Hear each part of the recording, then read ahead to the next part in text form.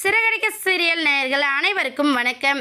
நம்ம சீதா அருண் எப்படிப்பட்டவர் அப்படிங்கிறத நம்ம முத்து மூலியமாக தெரிஞ்சுக்கிட்டு என்ன பண்ணுறாங்க அப்படின்னு சொல்லிட்டு பார்த்தீங்கன்னா, கார்லேருந்து நம்ம மீனா ஒரு பக்கமும் சீதா ஒரு பக்கமும் இறங்குறாங்க. இதை பார்த்து அருண் வந்து அப்படியே டோட்டலாக கொலாப்ஸ் ஆயிடுறாங்க. என்னடா இது, நம்ம சீதா முன்னாடி முத்து டேமேஜ் பண்ணிவிடலாம் அப்படின்னு சொல்லிட்டு பார்த்தா, அவங்க 2 பேர் முன்னாடி நம்மளை டேமேஜ் பண்ணிட்டானே இந்த முத்து அப்படிங்கிற மாதிரி நம்ம அருணோட ரியாக்ஷன் இருக்குது. அது மட்டும் இல்லாமல் சீதா நீ எப்படி இங்கே அப்படிங்கிற மாதிரி கொஞ்சம் சமாளிக்க பார்க்குறாங்க. உடனே வந்து நீங்கள் பேசாதீங்க அருண், உண்மையிலே என்னோட மாமா ரொம்ப தப்பு பண்ணிட்டாரோன்னு நான் நினச்சி ரொம்ப அவர் மேலே கோவத்தோடு இருந்தேன். ஆனால் மாமா நல்லவர் அப்படிங்கிறத அவர் நிரூபிச்சிட்டாரு. நீங்கள் என்ன அருண் இப்படி இருக்கீங்க? இதனால தான் நீங்கள் இந்த மாதிரி பேச்சை மாற்றி பேசிட்டு இருந்தீங்களா?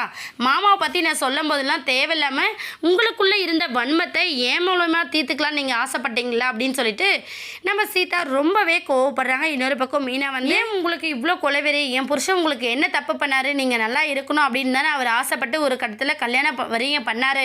ஆனால் நீங்கள் இப்படி சொதப்பி வைக்கிறீங்களே, என்னாச்சு அருண் உங்களுக்கு அப்படிங்கிற மாதிரி கேட்க, அருண் வந்து என்ன சொல்கிறதுன்னு தெரியாமல் அப்படியே திணறி போய் நிற்கிறாங்க. ஏன்னா எது சொன்னாலும் இப்போ வசமாக கையும் களமாக மாட்டிக்கிட்டோம் அப்படிங்கிறத புரிஞ்சுக்கிட்டு அருண் வந்து சைலண்ட்டாக நிற்கிறாங்க. ஆனால் சீதா வந்து அக்கா இவர்கிட்ட பேசியே எதுவும் ஆக போகிறதில்ல, வாங்க போகலாம் அப்படின்னு சொல்லிட்டு நம்ம மீனாவையும் முத்துவையும் கூட்டிகிட்டு அவங்க பாட்டு கிளம்புறாங்க.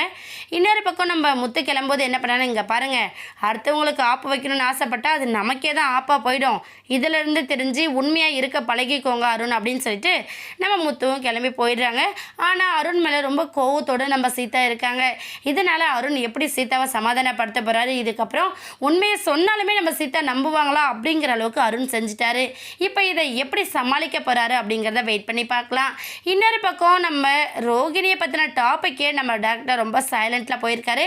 வரப்போகிற எபிசோட்ஸில் எல்லாம் கண்டிப்பாக நம்ம ரோகிணி மாட்டினா ரொம்பவே சுவாரஸ்யமாக இருக்கும். வெயிட் பண்ணி பார்க்கலாம். இந்த வீடியோ உங்களுக்கு பிடிச்சிருந்தா மறக்காமல் நம்ம சேனலை சப்ஸ்கிரைப் பண்ணுங்கள். தேங்க்யூ.